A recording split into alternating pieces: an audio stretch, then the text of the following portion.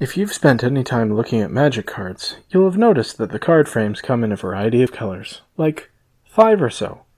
Well, okay, more like 7 or 8, but 5 for sure. Those borders aren't just there to be pretty. They actually contribute to a major part in the gameplay, and if you care to dig a little deeper, play a major role in the design and development of the game we love.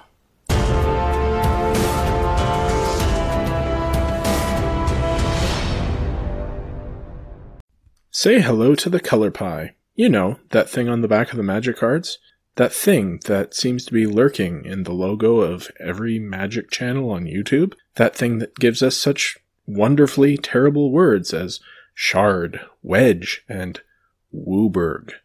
The color pie serves an important role in balancing the game. If it weren't for the different colors' strengths and weaknesses, there would just be one deck with all the most powerful cards, and no one would be interested in playing. Instead, we get an ever-evolving and changing metagame with complex variation. So how does the color pie help with this? Each of the colors has an internal philosophy, and certain things that it can and can't do. White is good at spreading out and offering a dozen separate threats, while green prefers to prove dominance through having the biggest thing on the battlefield. Blue likes creatures with flying, and red likes to start fires, and black... well, you know what? You do you, black. So each of the colors has some things they're good at, and some that they're not so good at. But why? It all comes down to how the designers think about the game when they're designing it.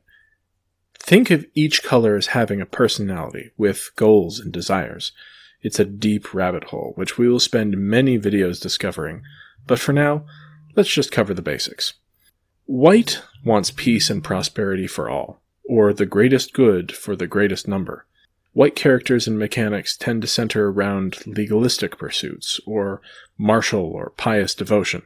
White thinks of itself as selfless, though in some ways it's willing to inconvenience a great number of individuals in pursuit of its goals. In the real world, we tend to think of the ideals of White as good, or maybe puritanical, depending on the scope and scale. White likes small creatures in great number, preferring a cooperative strategy to presenting one big threat. White also likes to stop the opponent from hurting it, though it doesn't believe in outright killing its opposition unless absolutely necessary. Blue thinks of itself as inquisitive, valuing knowledge and curiosity above all else. Blue is also traditionally associated with the elements of air and water, though air has moved somewhat into White's arena. Blue believes in improvement of the self through study. And though the other colors might think of blue as stuffy or esoteric, blue thinks of itself as having mastery over every possibility or contingency. Card draw, stall tactics, and disrupting your opponent's actions, with the eventual goal of having the upper hand, are all things blue values. Black is ambitious, and while at first glance it would appear as though black were just the evil color, the core of Black's philosophy is simply that everyone should look after their own interests. The world is everyone for themselves, says Black, and I'm going to have what I want. This puts it in direct opposition to White, who believes that everyone should have what they need at the expense of the desires of some. But that doesn't mean that one color is more right or wrong. It just means that they have different philosophies.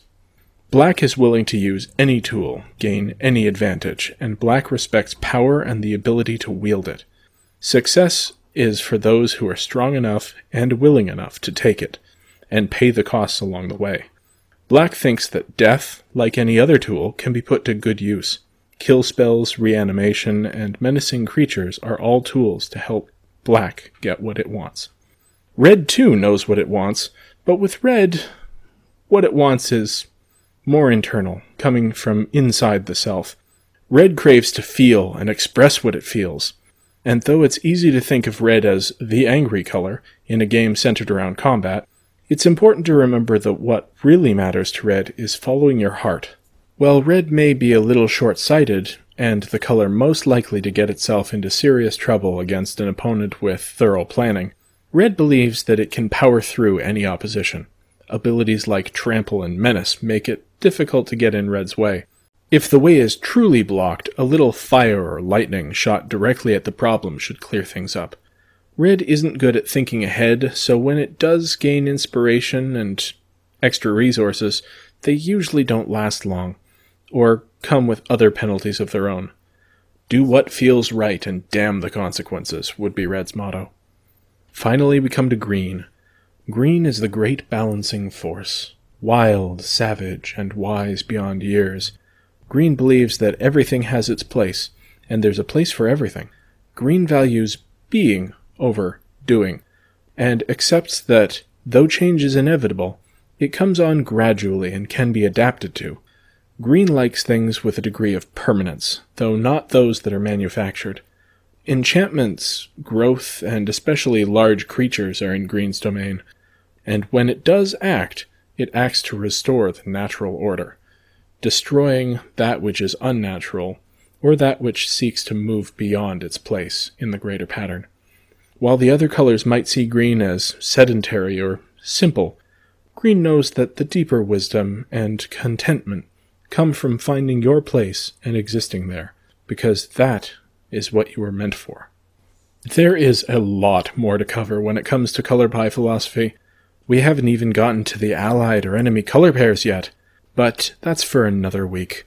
For now, I'll just say that knowing the philosophy of the color you're playing can really help to deepen your understanding of the game, and, for me, give added enjoyment.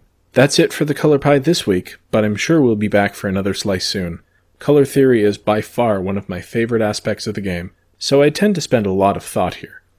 There's always more ground to cover, but that's for another time. Until then, I pass the turn.